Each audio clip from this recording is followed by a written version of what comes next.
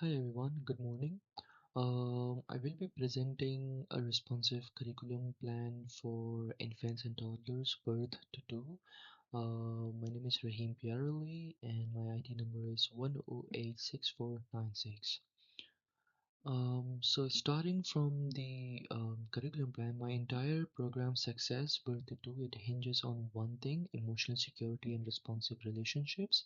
I've built this plan on attachment theory and the primary caregiving model, where that assigned caregiver is the child's secure base.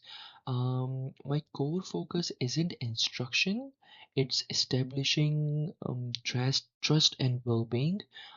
That's an absolute foundation for all learning. So now curriculum framework and guiding principles.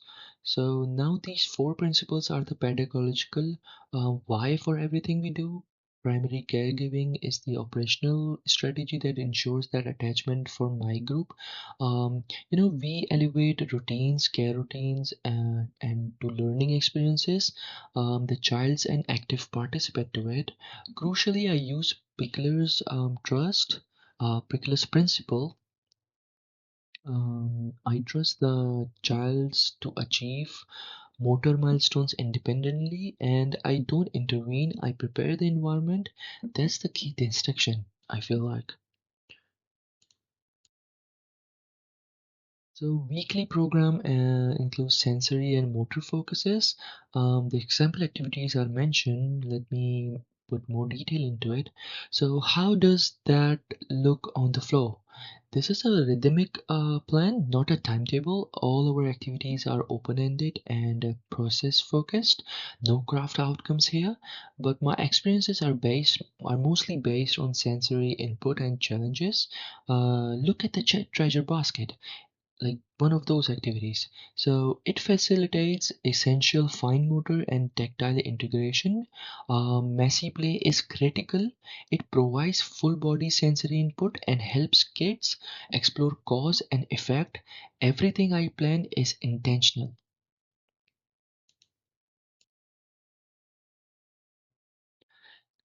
Going back to layout, the third teacher. So learning environment layout, how does that work? So the environment itself is the third teacher, so I ensured it's intentional.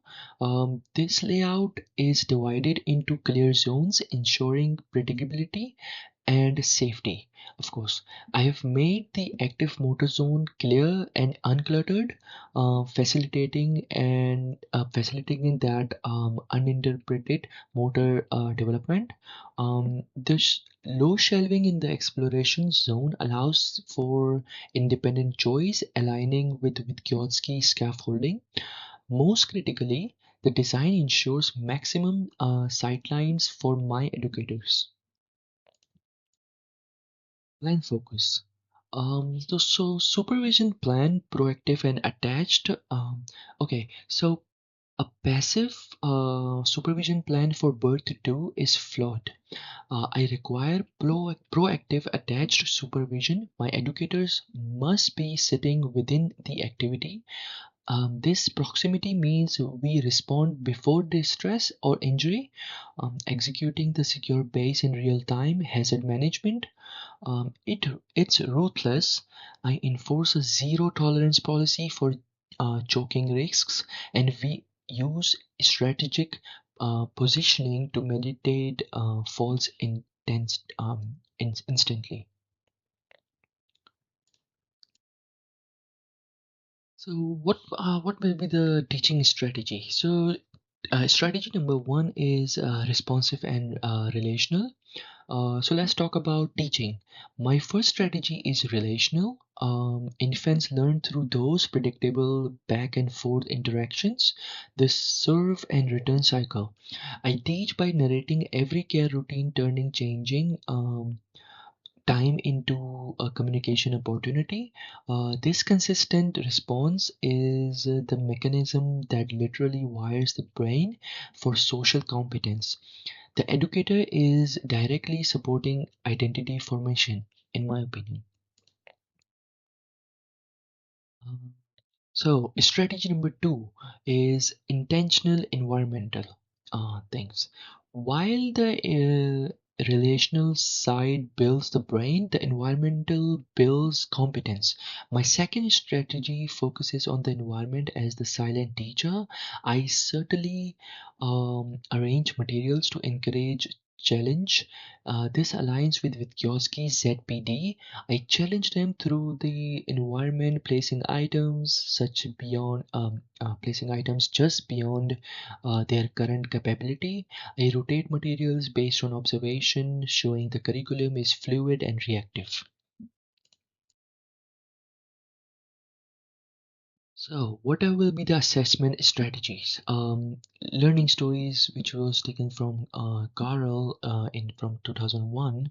So, assessment for this age, it must be qualitative. I use learning stories focusing on capturing critical events of competence and perseverance. This method validates the child as a capable learner, not just a checklist item. Most importantly, learning stories provide a rigorous feedback loop. They validate competence and directly dictate the next step for in my curriculum planning. I feel like it's truly actionable data. So, what are the academic pillars or foundations basically? So, let's say the entire plan I have presented is grounded in a rigorous academic research, ensuring every decision is evidence-based. The implementation of the primary care model is justified by Bowlby's work. Pickler's work guides our approach to motor freedom, and Vygotsky concepts guide my environmental design. These these principles or pillars, these four academic pillars, they give the curriculum its professional credibility.